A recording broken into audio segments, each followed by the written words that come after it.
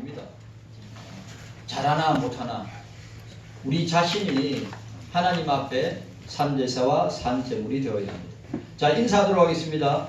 2025년도 인도하심을 감사합니다. 시작. 2025년도 인도하심을 감사합니다. 2026년도도 인도해 주시기를 바랍니다. 시작. 2026년도도 인도해 주시기를 바랍니다. 예수님의 재림과 심판을 기다립시다. 시작. 예수님의 재림과 심판을 기다립시다. 아멘. 2025년도 다사다난했습니다.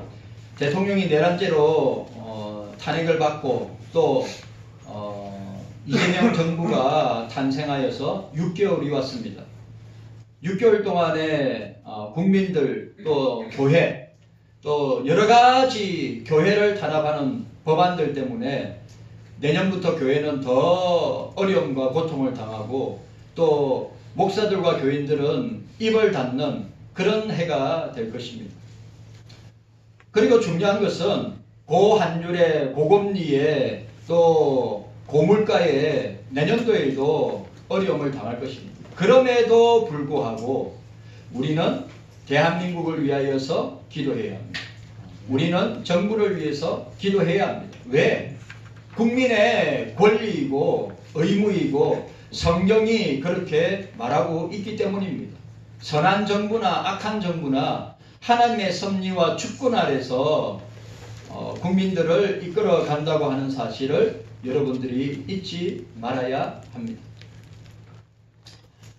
특별히 우리 총회적으로 볼 때 제가 이 말은 여러분들한테 이거는 절대로 정치적인 발언 아닙니다. 왜냐하면 고신교단이 갈 때까지 간 증거를 여러분들이 알고 있어야 되기 때문에 제가 이 말씀을 드립니다. 고신의 두레교회의 오세택 목사라고 있습니다. 그 사람은 평생을 운동권에서 정치하던 사람이었습니다.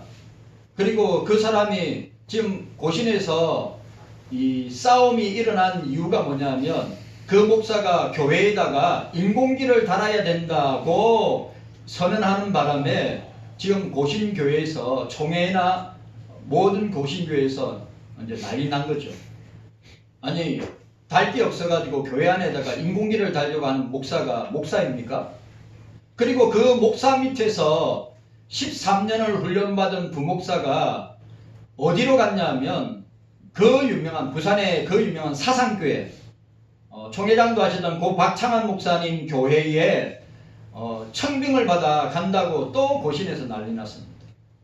그 사상교회는 여러분들 잘 아시는 주기철 목사님이나 한상도 목사님 다 관계가 있는 우리 고신총회 교회사적인 교회입니다. 그 사상교회에 검정도 되지 아니하는 부목사가 그 오세택 목사 밑에서 2년 교육을 받았던 그 목사가 사상교회 담임으로 간다는 겁니다. 그리고 지금 고신교회가 난리 났습니다. 이것 때문에. 그리고 오늘 공동회의 한다고 합니다. 그리고 계속 고신이 이렇게 나갑니다. 그래서 저는 솔직하게 갈등이 있습니다. 이런 고신이 과연 하나님이 기뻐하시는, 주님이 기뻐하시는 순교자의 총회인가? 예? 무슨 진리의 종도를 배출하는 총회인가? 이 시대에 아무런 영향력이 없는 그냥 남아있는 총회라면 주님이 저는 가만두시지 않을 거라고 생각합니다. 경서교회 성도 여러분, 총회를 똑바로 보셔야 됩니다. 신학교를 똑바로 보셔야 됩니다. 분별하셔야 된다 이 말이에요. 참 안타깝습니다. 지금 난립니다. 지금 고신은 이 문제 때문에. 아니 고신이 어떻게 이 지경까지 됐습니까? 참 고려파로 다시 돌아가고 싶은 마음이 꿀떡 같습니다. 그러나 고려파는 이미 사라졌고 저와 여러분들은 고신총회에 소속되어 있는데 이런 사람이 버젓이 어른 행세를 하고 이런 사람이 대접을 받고 이런 사람 밑에서 13년 동안에 2년 교육을 받았던 목사가 어떻게 고신의 상징적인 교회인 사상교회의 목사로 가냐 이 말이에요. 시간이 지나고 세월이 지나면 그렇게 변질되고 타락하게 되어 있습니다. 분별하시기를 바랍니다. 우리 고신총회의 모습입니다. 신랄한 모습입니다. 부끄러운 모습입니다. 오늘 본문은 여러분들 잘 아시는 이 세 친구와 욥 간에 서로 나눈 내용을 보여주고 있습니다. 자, 7절 말씀 보시기 바랍니다. 7절 말씀입니다. 7절 말씀. 자, 함께 읽도록 하겠습니다. 7절 말씀. 시작. 인생은 고난을 위하여 난나니 불티가 위로 나름과 같으니라고 하였습니다. 불티가 뭔지 아십니까? 장작을 태울 때 불똥들이 탁탁 튀면서 날라 올라가는 것을 불티라고 합니다. 근데 불티를 얕잡아 보면 안 됩니다. 왜냐? 그 불티가 마른 잡초나 마른 나무에 불똥이 튀어가지고 어마어마하게 큰 산불을 만드는 것이 불티입니다. 불티가 위로 튀어오르면 나름같이 우리 인생에게는 필연적으로 고난이 따라온다. 대한민국적으로도 마찬가지고 한국교회적으로도 마찬가지고 우리 경세욱 교회적으로 마찬가지고 우리 개인적으로도 고난은 따라온다.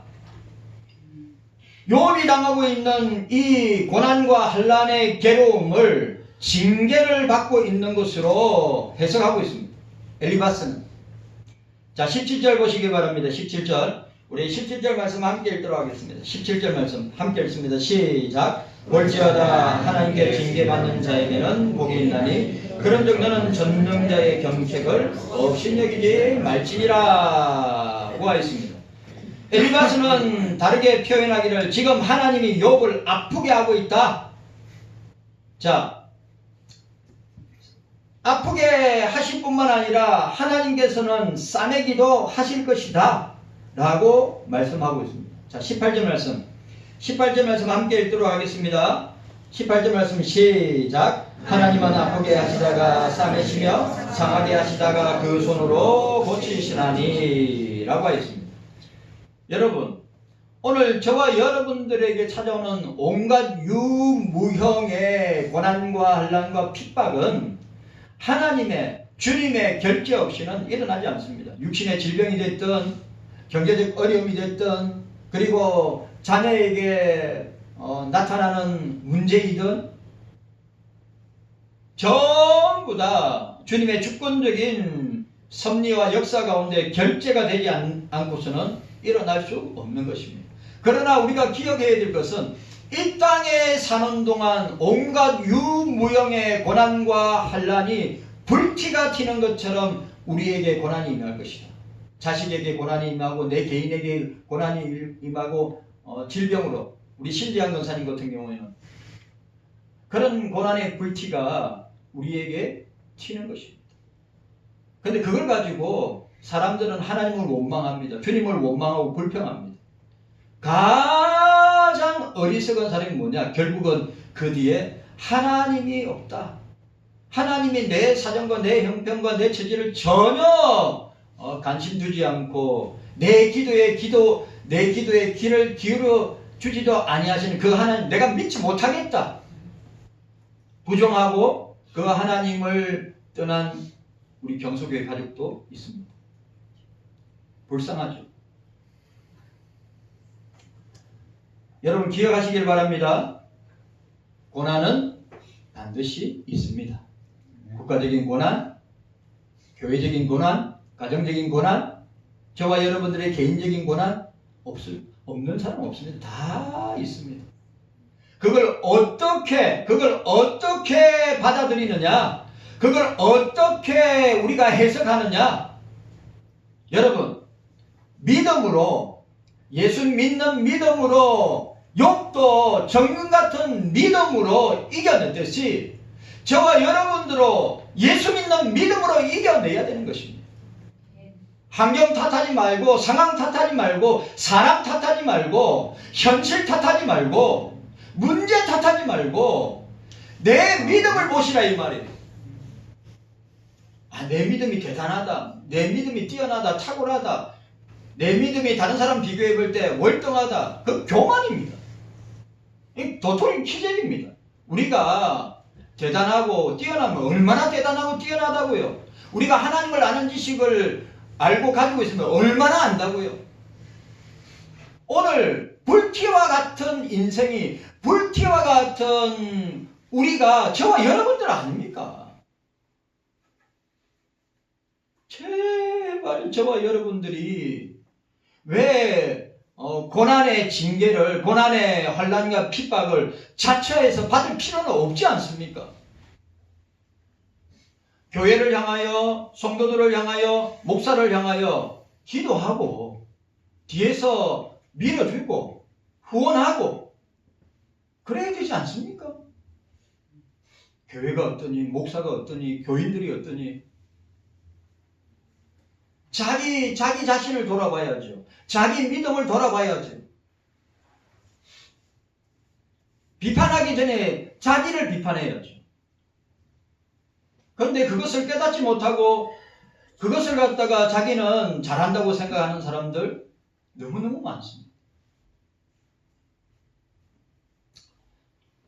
오늘 저와 여러분들이 이 연종주일, 이 마지막 주일에 제가 복음설교, 예수님이 누구신가를 하고 싶었지만 오늘 이 욥기의 말씀을 가지고 함께 나누도록 하려고 합니다.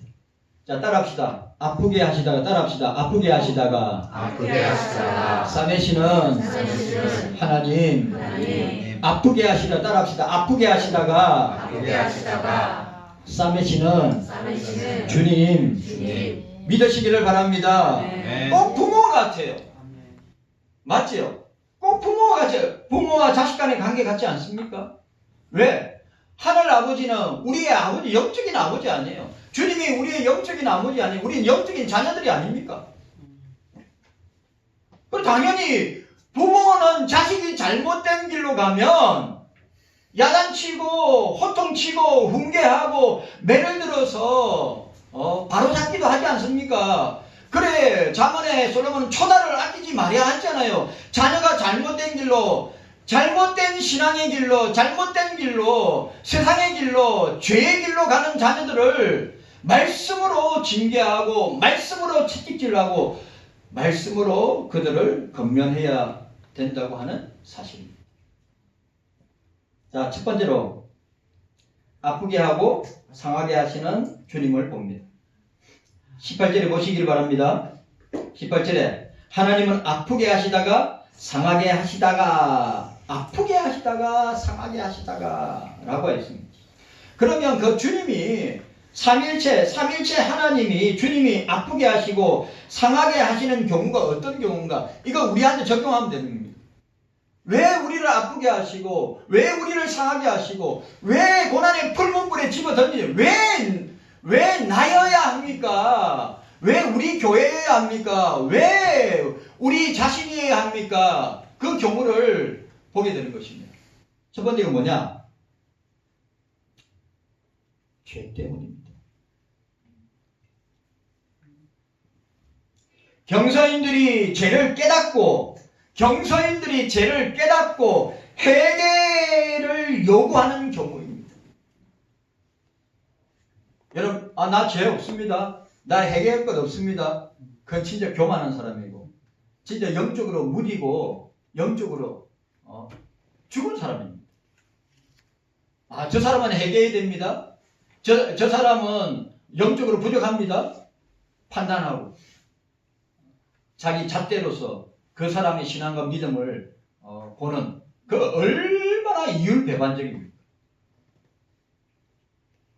자기 자신이나 자기 자녀나 자기 가정이나 자기부터 단속해야죠.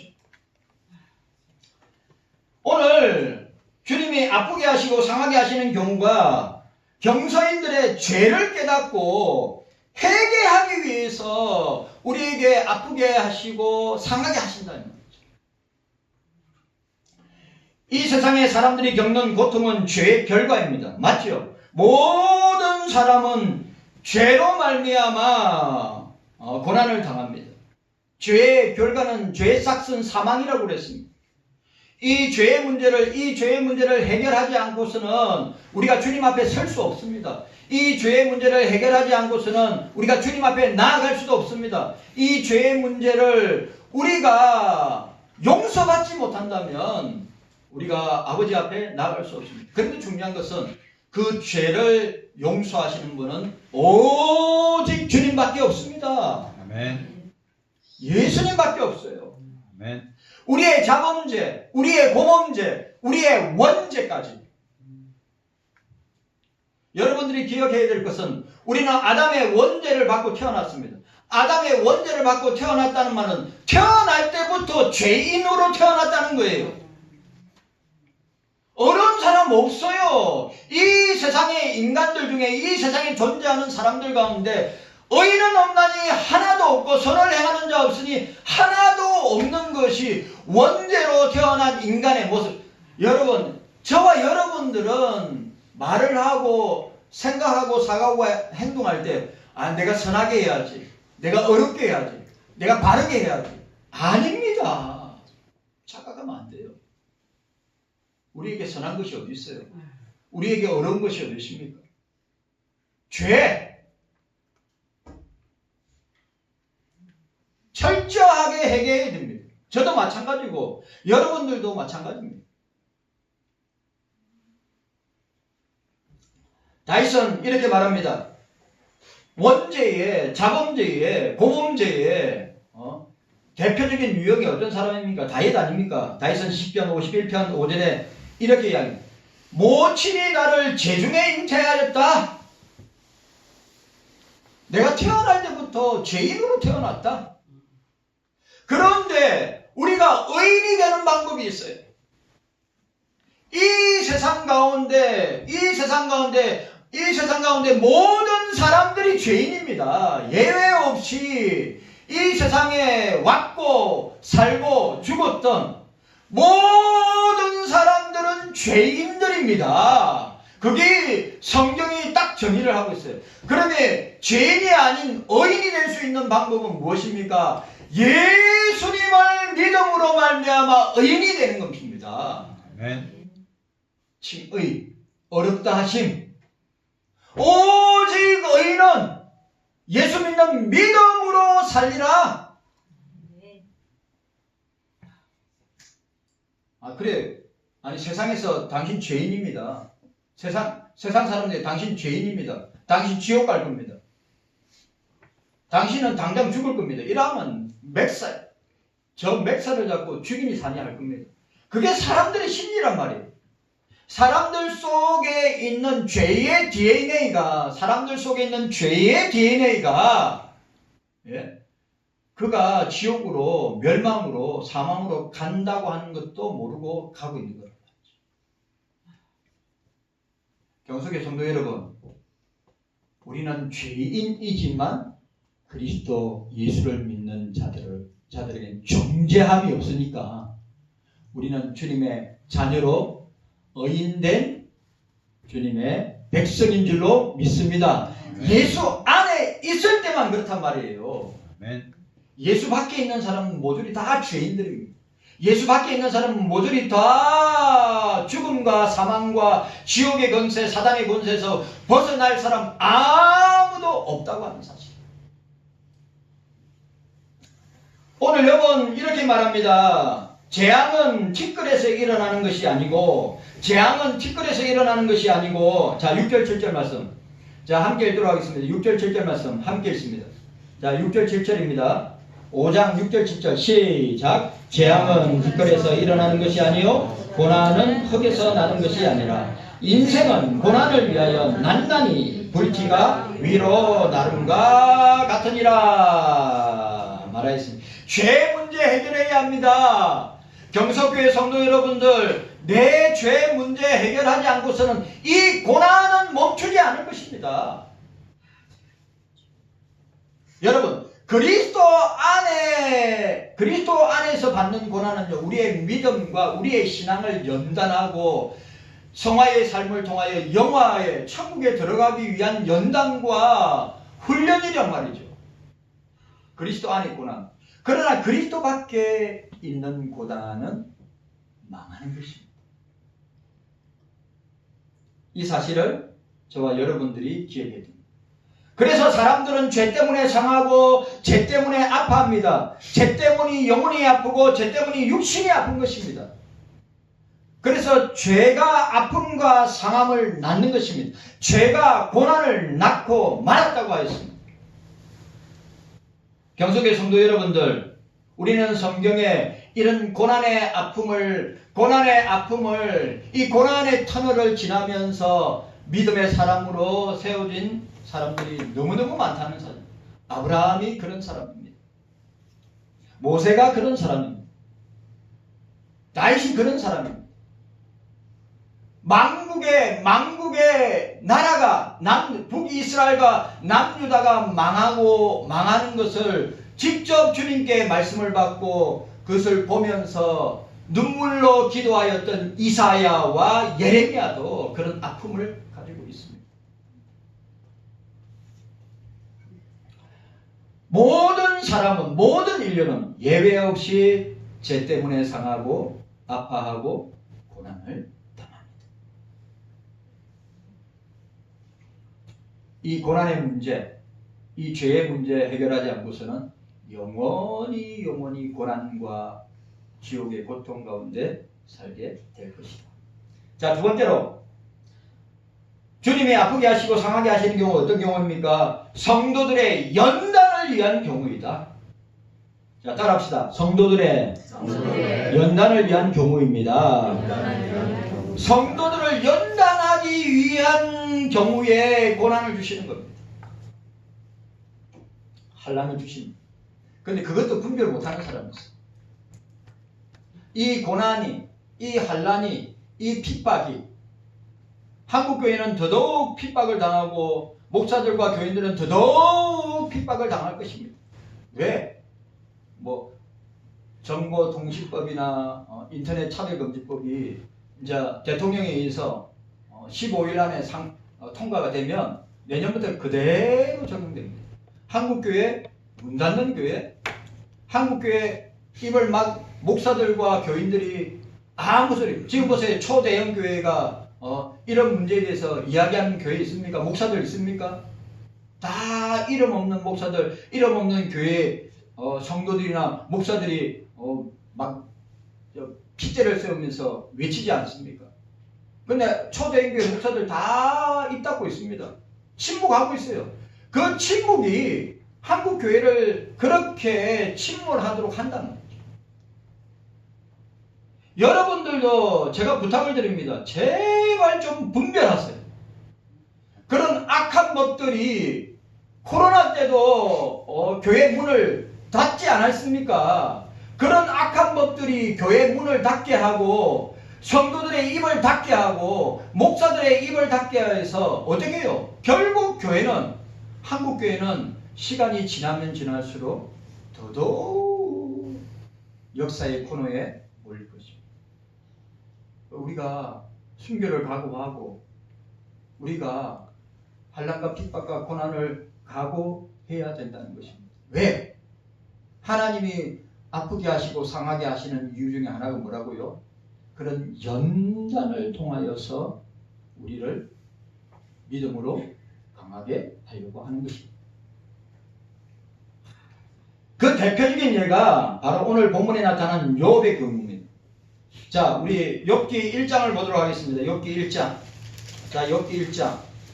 자, 여러분들이 자신만만하게 난 믿음생활 잘하고 신앙생활 잘하고 나는 성경에 대해서 잘 알고 라고 이야기하는 분들 가운데 하나님이, 주님이 인정한 욥의 신앙과 삶을 여러분들 가운데 그대로 따라하거나 하는 사람은 여기 아무도 없습니다. 내가 하고 있다면 착각하는 거고. 자, 여러분 보시기 바랍니다. 1장 1절입니다. 자, 1장 1절 함께 읽도록 하겠습니다. 1장 1절입니다. 함께 읽습니다. 시작. 우스 땅에 욥이라 이름하는 사람이 있는데 그 사람은 순전하고 정직하여 하나님을 경외하며 악에서 떠난 자들아.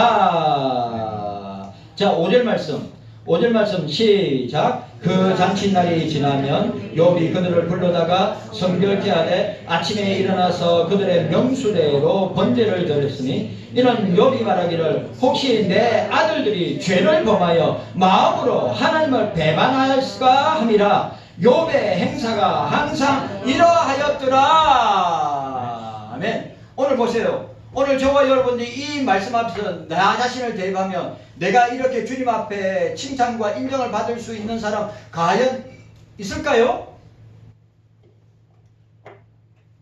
목사를 비롯해서 저와 여러분들 가운데 야, 순전하다, 정직하다, 하나님 경외하고 악에서 떠난다, 자식들이 범죄하지 않도록 매일매일 자식들이 범죄할까봐 자식들이 범죄하는 거 있으면 그걸 붙들고 하나님 앞에 제사 예배드리면서 그렇게 하나님 앞에 나아갔던 욥의 행사가 항상 이러하더라. 뭡니까?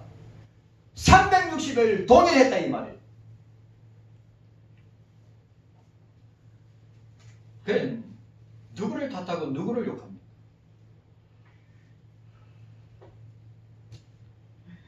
항상 말씀이란 거울로 나를 봐야지. 저 사람을 보는 게 아니라, 누구를 보는 게 아니라, 누구를 판단하고 생각하는 것이 아니라 항상 말씀의 거울은 냅니다. 나 자신. 주님이 산상수훈 마지막 7장의 마지막 제일 먼저 하신 게 무슨 말입니까? 비판하지 말라. 비판하면 너도 비판을 받을 것이다. 여러분 생각해 보십시오. 성도들의 연단을 위해서, 그 연단이 없으면 사도 바울은 사생자요. 사생자라고 그랬습니다. 여러분, 우리에게 오는 연단을, 우리에게 오는 고난을 이상히 여기지 말고 내가 고난을 통하여 주님이 주시는 그 고난을 통하여 주님의 말씀을 배웠습니다. 내가 그 고난을 통하여서 주님을 만나고 주님의 말씀이 어떠한가를 알게 되었습니다. 제발 남에게 적용하려고 하지 말고 나에게.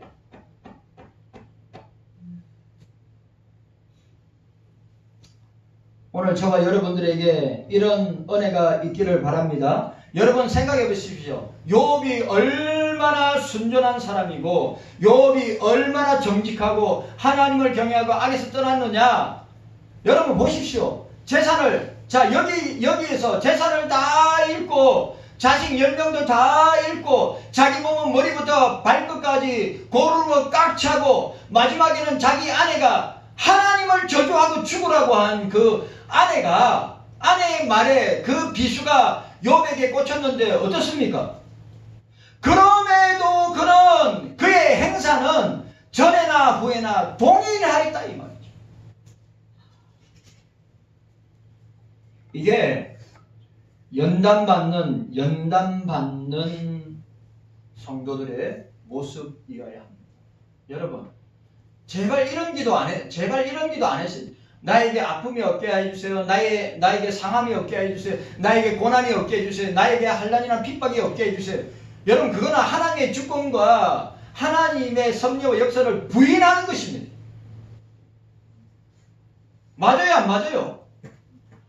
교회 가운데 우리 1년 동안의 교회 가운데 얼마나 많은 일들이 있었습니까? 여러분들 개인 역사와 개인사에, 여러분들의 가정에, 여러분들의 자녀 가운데, 여러분들의 자식들, 손주, 손녀들 가운데 고난이 없었습니까? 환난이 없었습니까? 핍박이 없었습니까? 그게 다 뭐요? 주님께 더 가까이 나아가기 위한 연단의 수단과 도구라고 하는 사실을 깨달으시기를 바랍니다. 그걸 깨닫지 못하면 믿음이 없는 것입니다. 왜 왜 나에게만 이런 시련을 주세요? 왜 나에게만 이런 환난과 핍박을 주세요? 왜 나에게 이런 고난을 주세요? 내가 하나님을 어떻게 섬겼는데요? 내가 주님을 어떻게 섬겼는데? 내가 교회를 어떻게 섬겼는데요? 내가 교인들을 어떻게 섬겼는데 왜 나입니까? 근데 욥을 보시란 말이에요. 이게 믿음의 사람의 모습이고 특징입니다. 여러분, 경서교회 성도 여러분, 우리는 삼위일체 하나님 앞에 순전해야 합니다. 아멘. 우리의 신앙의 초심을 잃어버리면 안 되죠. 처음 예수 믿을 때 그 순전한 믿음, 그 순수한 믿음 끝까지 가지고 와야죠. 내가 좀 위치에 올라갔다고, 내가 좀 직분이 높이 올라갔다고, 그런 사람들 많죠.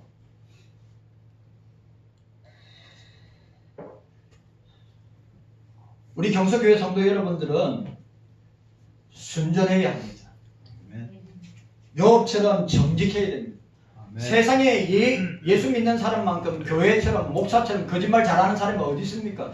우리 선교 초기에, 우리 대한민국 조선의 선교 초기에 가장 순전하고 가장 정직하고 악에서 떠나고 여기 본문에나 하나님을 경외하는 것이 우리 140년 전에 우리 믿음의 신앙의 선조들이었단 말이죠.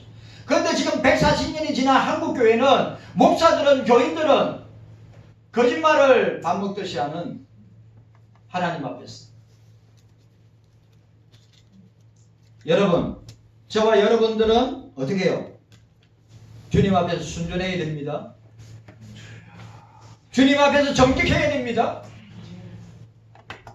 주님을 경외. 오늘 한국교회의 가장 큰 문제는 하나님을 두려워하지 않는 거예요. 사람은 두려워하는데 하나님을 두려워하지 않으세요. 주님을 두려워하지 않으세요. 그러니까 한국교회의 죄가 암덩이처럼 자라나가지고 이거는 그 암덩어리를 해결을 못해요. 주님께서 심판하시는 것밖에 없다는 말이죠.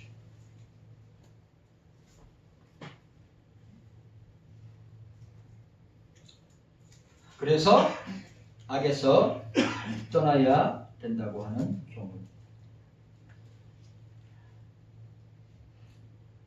오늘 저와 여러분들에게 이런 은혜가 있기를 바랍니다. 아멘. 경서교회 성도 여러분들, 성도들에게는 연단이 있습니다. 성도들에게는 고난이 있습니다. 성도들에게는 핍박이 있습니다. 성도들에게는 이루 말할 수 없는 일들이 일어납니다. 왜 일어날까요? 주님을 더 가까이 하기 위해서, 주님께 더 가까이 나아가기 위해서, 주님만 붙들으라고. 아멘. 근데 그것도 모르고 맨날 상한 탓하고 사람 탓하고 누구 탓하고. 자, 세 번째, 주님이 아프게 하시고 상하게 하시는 경우 어떤 경우입니까? 택자 구원을 위한 섭리적 연단의 경우입니다. 자, 따라합시다. 택자 구원을 위한 택자 구원을 위한 섭리적 성지적 연단의 경우입니다. 연단의 경우입니다. 왜 육체적 질병을 주시고 물질적 고난을 주시고 가정적으로 자녀적으로 환난을 주시는 것은 그게 구원받을 택자가 있기 때문입니다. 여러분들의 가정 속에 부모님이나 자녀들이나 권력 형제들이나 친척들이나 여러분들의 직장 동료나 학교 친구들, 그 영혼이 바로 하나님께서 구원하시고자 하는 택자들이란 말이죠. 저와 여러분들이 그 택자가 누구인 줄 모르기 때문에 복음을 선포하면 반응이 나타나고 예수 그리스도의 복음을 선포하면 받아들이는 사람이 있고 거절하는 사람이 있는데, 받아들이는 그 사람이 택자이구나. 그 택자를 구원하기 위한 섭리적 도구, 연단의 도구가 하나님이 상하기도 하시고 아프기도 하신다 이 말. 경서교회에 나오는 저와 여러분들이, 경서교회에 나오는 저와 이 정도는 여러분들이 알고 계셔야죠. 엄한 사람, 엄한 하나님 대놓고 욕하지 말고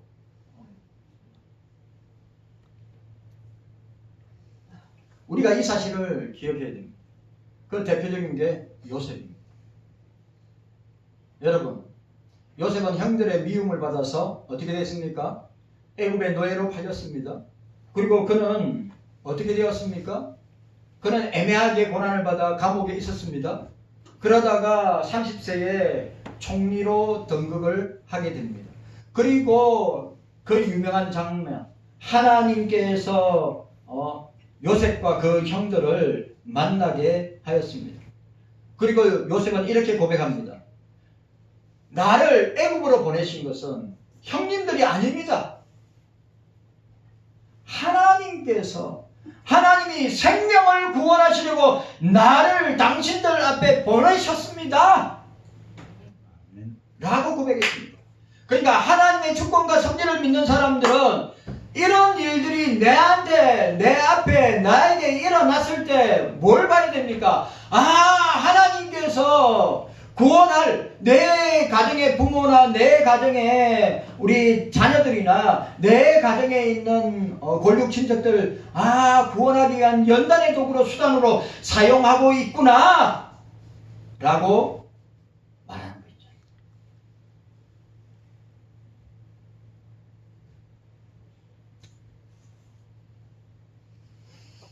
여러분 기억하셔야 됩니다. 주님의 생각과 우리의 생각은 다릅니다. 주님의 길과 우리의 길은 다릅니다. 여러분, 내가 주님의 생각을 알고 주님의 길을 알고 주님의 뜻을 안다. 그 거짓말하는 겁니다. 그건 나에게 보여주셨다. 환상으로 나타나게 했을 때 꿈으로 보여주셨다. 그거 다 거짓말입니다. 우리는 성경 말씀을 통하여서 주님의 길을 찾는 것입니다. 우리는 성경 말씀을 통하여 주님의 생각을 보는 것입니다.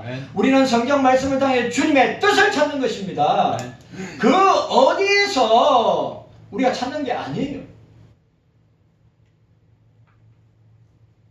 그러니까 여러분 보십시오. 오늘 요셉을 통하여서 형님들이 나를 애굽에 보낸 것이 아니라 하나님께서 우리 가족들을, 우리 자녀들을 구원하시기 위해서 나를 먼저 앞에 보내주셨습니다. 라고 하는 고백입니다.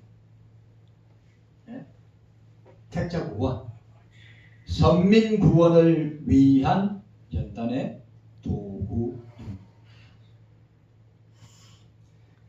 예수 복음의 사도 바울은 애매하게 수없는 고난을 받았습니다. 나중에 예루살렘에서 로마 군대의 보호를 받아 가이사라로 이송되었습니다. 연금 생활을 했습니다. 그리고 마침내 로마의 호송을 당하였습니다. 그가 당한 고난은, 그가 당하는 환난과 핍박과 고난은, 육체적, 영적인 고난은 우리가 도저히 흉내도 못 낼 뿐더러 우리가 범접할 수 없는 것입니다. 그런데 하나님은 사도 바울의 그 고난을, 환난을, 핍박을 선민 구원, 택자 구원, 영원 구원을 위한 수단으로 사용하신 것을 보게 됩니다. 깨닫는 은혜가 저와 여러분들에게 있기를 주님의 이름으로 축원합니다. 네. 경속의 성도 여러분, 왜 나만 아프게 하십니까? 왜 나만 상하게 하십니까? 제발 그런 불신앙적인 대꾸나 질문이나 싸움하려고 하지 말고, 주님, 나를 더더욱 주님께 가까이 하기 위해서, 나의 믿음과 신앙을 더욱더 연단하기 위해서, 더더욱 교회와 성도들과 목사와 내 가정과 자녀들을 더더욱 사랑하기 위해서 주시는 아픔이요, 상함이요, 연단이요, 고난이요, 환난이요, 핍박인 줄로 믿습니다. 저와 여러분들이 깨닫기를 바랍니다. 주님 감사합니다. 깨닫는 은혜가 우리 모두에게 있기를 원합니다.